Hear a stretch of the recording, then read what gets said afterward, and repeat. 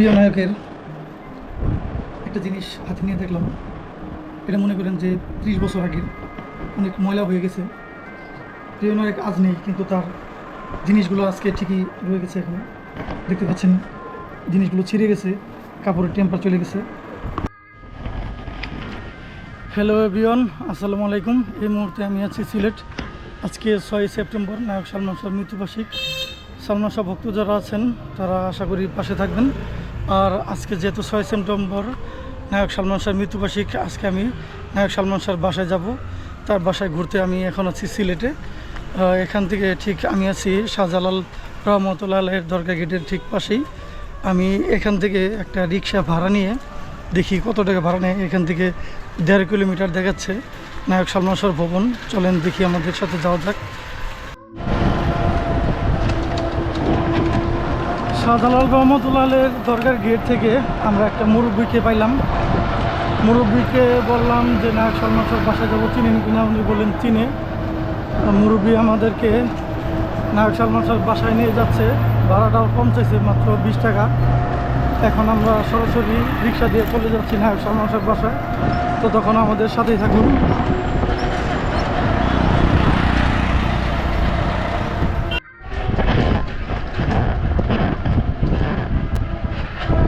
আমরা ইতিমধ্যে লন্ডনের দাঁড়িয়াপাড়া প্রবেশ করেছি।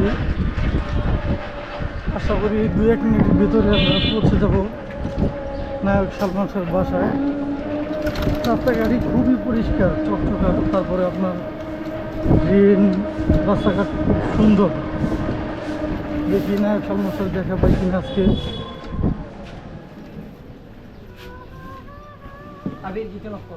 তো আমরা চলে এসেছি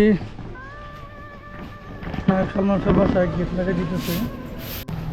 সুপ্রিয় দর্শক, আমরা ইতিমধ্যে চলে এসেছি নায়ক সালমান শাহর ভবনে। এই যে দেখতে পাচ্ছি স্মৃতি ফলক করে নায়ক সালমান শাহ লেখা। বেগম নীলা চৌধুরী হচ্ছে নায়ক সালমান শাহর মায়ের নাম। আর জায়গার নাম হচ্ছে মেঘনা A21। আর বাম পাশে লেখা রয়েছে ইন দি নেম অফ আল্লাহ আবে হায়াত কামরুজ্জামান, দাঁড়িয়াপাড়া সিলেট। কামরুজ্জামান সম্ভবত সালমান শাহর পিতার নাম হতে পারে, কোমরুজ্জামান। এই যে সালমান শাহর বাসার গেট, আমরা গেটের ভিতরে প্রবেশ করলাম। চেয়ারগুলো দেখে বোঝা যাচ্ছে যেহেতু আজকে 6 সেপ্টেম্বর নায়ক সালমান শাহর মৃত্যুবার্ষিক, আপনার অনেক দর্শনার্থী আসবে এখানে। ভাই, ওনাদের এই ক্লাবের যে গ্রুপ আছে, মানে সালমান শাহর যে ভক্তর, তারা সিলেট আসছে আজকে? তারা কোথায় আছে বর্তমানে? তারা ওই যে সব নাস্তা করতে গেছে, তারপরে বাসায় ফিরে আসবো। জি ঠিক আছে। সিলেট 008, মানে সিলেটে এই গাড়িটা 8 নম্বরে ছিল, মানে 8 নম্বরে কেনা হয়েছে সিলেটে। সিলেট এটা হয়তো সালমান শাহর পারিবারিক গাড়ি ছিল। গাড়িটা হচ্ছে 90 মডেল হতে পারে। The first car from Salman Shah, মানে নায়ক সালমান শাহ সর্বপ্রথম এই গাড়িটা কিনে। The first car from Salman Shah, মানে নায়ক সালমান শাহ প্রথম এই গাড়িটি কিনে। গাড়িটি ওই জামানাতে অটো গিয়ার, এটা ভাবা যায় আপনার 90 মডেল। এখানে নায়ক সালমান শাহর সাইন, এই যে দেখতে পাচ্ছেন নায়ক সালমান শাহর সাইনওয়ালা একটা মানে স্টিকার এখানে লাগাই রাখছে, তার ছবি সহ। 20 তারিখ 3 মাস 94 সাল। উনি মারা গেছেন 96 সালে। নায়ক সালমান শাহর সাইন দেখেন কি স্টাইলিশ ছিলেন তিনি তখন। দেখি আমরা গাড়িটা ভালো করে। গাড়িতে ছোট একটি প্লাগ আছে। বাপরে বাপ, 4WD, মানে 4 চাকা চলে এই গাড়িটা। চেজার, গাড়ির নাম হচ্ছে চেজার। খুব সুন্দর একটা গাড়ি। এখনও যে এই গাড়িটা আছে এটা ধারণার বাইরে। 24 বাল্ব EFI মডেলের গাড়ি, মানে খুব শক্তিশালী একটা পাওয়ারফুল গাড়ি। 4WD, মানে 4 চাকা ঘুরে এই গাড়ির। খুব সুন্দর একটা গাড়ি, দেখার মতন। যাই হোক, আমরা এখন সালমান শাহর বাসায় প্রবেশ করব। আর ভিতরে হয়তো সালমান শাহর ছিল, আপনার মোটর সাইকেলগুলো ছিল, তা দেখতে পাচ্ছি না, হয়তো গ্যারেজে নিয়ে যাওয়া হয়েছে। যাই হোক, হচ্ছে নায়ক সালমান শাহর বাসার গ্যারেজ। ছোট একটু বাগান, প্লাস সালমান শাহ নায়ক সালমান শাহর ভিতরের যে পরিবেশ এগুলো না দেখাই। সুইমিং পুলও আছে। আচ্ছা, আমরা চলে যাব সরাসরি বাসার ভিতরে। তো নায়ক সালমান শাহর বাগান বাড়ি দেখলাম। এখন বিসমিল্লাহ বলে নায়ক সালমান শাহর রুমে প্রবেশ করতেছি, ড্রয়িং রুম। আসসালামু আলাইকুম ভাই, ভালো আছেন আপনারা? আপনারা বেড়াইতে আসছেন নাকি? যাই হোক, প্রবেশ করলাম নায়ক সালমান শাহর ড্রয়িং রুমে। ইতিমধ্যে অনেক দর্শনার্থী এখানে আসছে, আরও আসবে। নায়ক সালমান শাহর যে ফ্যান ক্লাবের সদস্য যারা রয়েছে তারা আছে আপনার তার কবর জিয়ারত করতে গেছে। এই যে আমাদের একটা বড় ভাই আসছে। ভাই কোন জায়গা থেকে জানি আসছেন? ঢাকা গাজীপুর কাপাসিয়া। ঢাকার গাজীপুরের কাপাসিয়া। অনেক স্মৃতি মধুর হয়েছে নায়ক সালমান শাহ। নায়ক সালমান শাহর জায়গাটা এখনও কেউ মানে পার করতে পারে নাই। আর কোনো দিন এখনকার যুগে পারবে কি না তা আসলে জানা নাই।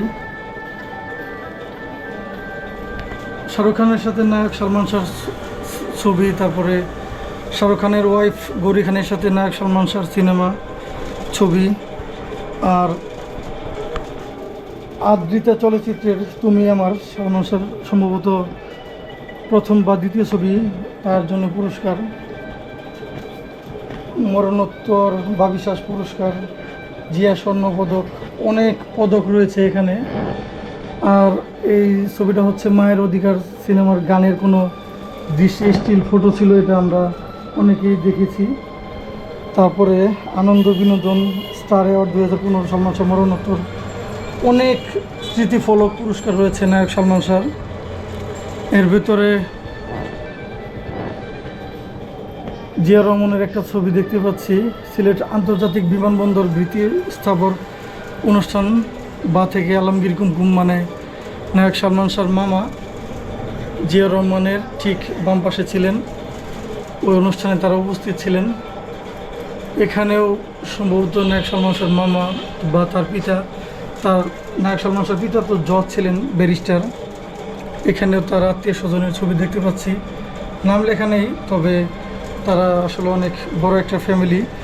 আপনার বাংলাদেশের যে প্রথম সিনেমা মুখ ও মুখোশ, ওই সিনেমাতে নায়ক সালমান শাহর ফ্যামিলির অংশগ্রহণ ছিল। মানে নায়ক সালমান শাহর একটি স্টিল ছবি, মানে ওই সময় এই ছবি আসলে শাহরুখ খানও কল্পনা করতে পারে না। আপনারা জানেন তার ল্যান্ডফোন, আরও অনেক ল্যান্ডফোন, আরও অনেক কিছু আমরা দেখতে পাচ্ছি। এটা সম্ভবত নায়ক সালমান শাহর পিতা হতে পারে, আর তার মা কুলে, ওটা কি এটা বুঝতে পারছি না, তার ছোটো ভাই কিনা। হ্যাঁ, তার ছোটো ভাই, সম্ভবত নাম বিল্টু। এটা হচ্ছে তার দাদা, তার দাদা হতে পারে সালমান শাহ, নানা হতে পারে। আবার এখানে দেখতে পাচ্ছি Pakistan national ground training centre, Tejgaon, Dhaka, 1948 সাল, মানে দেশভাগের 1 বছর পরেই পাকিস্তান জন্মের সময়ই সম্ভবত সালমান শাহর নানা এখানে কোনো সোলজার ছিলেন, এটা দেখেই বোঝা যাচ্ছে। ভক্তদের অটোগ্রাফ দিচ্ছেন সদ্যপ্রয়াত জনপ্রিয় নায়ক সালমান শাহ, তার একটা স্টিল ফটো। আসলে সালমান শাহর ক্ষতি বাংলাদেশে অপূরণীয়, এটা আসলে পূরণ হওয়ার মতো নয়। নইলে আজকে 2025 সাল শেষ অংশে প্রায় কত বছর, 96, 25, 29 বছর পরেও আমরা সালমান শাহর ভক্তবিন্দু যারা আছি আইসা খোঁজ নেই নায়ক সালমান শাহর বাসায় তার কবর দেখার জন্য। তাহলে বুঝেন যে নায়ক সালমান শাহ আসলে কতটুকু মানুষের মণিকোঠায়। আবার এই যে একটা দেখতে পাচ্ছি গ্রামীণ ফোন, মানে গ্রামকল যাকে বলে, অনেক পুরাতন, তাদের বাসায়, মানে তারা আসলে ফিল্মের সাথেই বা আপনার ইয়ের সাথে আর কি জড়িত ছিল আর কি।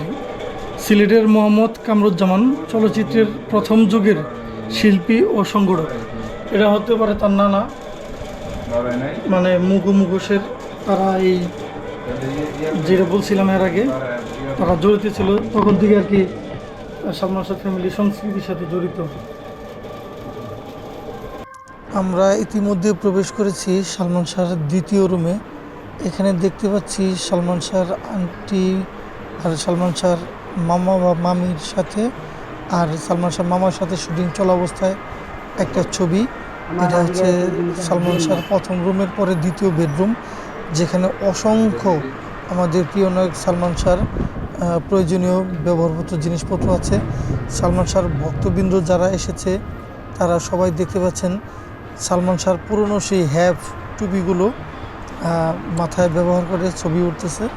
এখানে যত হ্যাভ টুপিগুলো দেখতে পাচ্ছেন এগুলো কোনো না কোনো ছবির শুটিং অবস্থায় তিনি ব্যবহার করেছেন। আর এই ক্যাপগুলোর বয়স কিন্তু প্রায় 30 বছর। এখন এই যে দেখতে পাচ্ছেন এই আপনার ওয়াল শোকেজের ভিতরে যে পারফিউমগুলো, এগুলো তার স্মৃতি বিজড়িত অনেকগুলো আগের থেকে রেখে দেওয়া হয়েছে। অনেক মুদ্রাও দেখতে পাচ্ছি, আবার অনেক পারফিউম যেগুলো হয়তো তার স্মৃতি বিজড়িত হিসাবে এখনও এই ওয়াল শোকেজে হিসাবে রেখে দেওয়া হয়েছে। তার সিনেমায় ব্যবহার করা অনেক তরবারি, যেগুলো সে অনেক সিনেমাতে দেখেছি আমরা ব্যবহার করেছে, এইগুলো প্রায় ছবিতে থাকতো। এবং তার আপনার ফ্যামিলি পরম্পরা থেকেও কিছু জিনিস এখানে রেখে দেওয়া হয়েছে।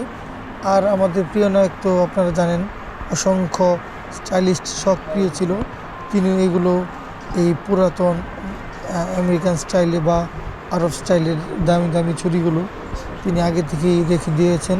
এখানে কাগজে লেখা আছে কেউ যেন এগুলো এলোমেলোভাবে আপনার হাত দিয়ে আর নাড়াচাড়া যেন না করে। তো আপনারা দেখতে পাচ্ছেন আমাদের প্রিয় নায়ক আসলে কতটুকু স্টাইলিশ ছিল তার বেডরুম। তার এই যে দেখতে পাচ্ছেন পুরনো আমলের রিভলভারগুলো, এগুলো কিন্তু আপনার ফেক না, কিছু আছে ফেক। এই যে চাইনিজ কোরালটা দেখতে পাচ্ছেন, এই যে আর্চারি মানে তীর দেখতে পাচ্ছেন, এগুলো অরিজিনাল আছে। এবং কি সালমান শাহ নানা যে একটা পিস্তল ব্যবহার করতেন রিভলভার, সেটা পর্যন্ত আমরা এই আপনার রুমের ভিতরে দেখতে পেয়েছি। প্রিয় নায়কের একটা জিনিস হাতে নিয়ে দেখলাম, এটা মনে করেন যে 30 বছর আগের, অনেক ময়লা হয়ে গেছে। প্রিয় নায়ক আজ নেই, কিন্তু তার জিনিসগুলো আজকে ঠিকই রয়ে গেছে। এখানে দেখতে পাচ্ছেন জিনিসগুলো ছিঁড়ে গেছে, কাপড়ের টেম্পার চলে গেছে।